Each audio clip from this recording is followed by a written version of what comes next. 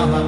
नमस्तेऽस्तु भगवन् विश्वेश्वराय महादेवाय त्र्यम्बकाय त्रिपुरान्तकाय त्रिकाग्निकालाय कालाग्निरुद्राय नीलकण्ठाय मृत्युञ्जयाय सर्वेश्वराय सदाशिवाय श्रीमान् महादेवाय नमः।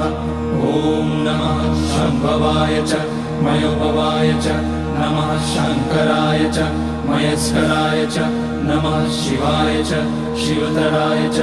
ॐ त्र्यम्बकं यजामहे सुगन्धिं पुष्टिवर्धनम् उर्वारुकमिव बन्धनान् मृत्योर्मुक्ष्यमामृतात्।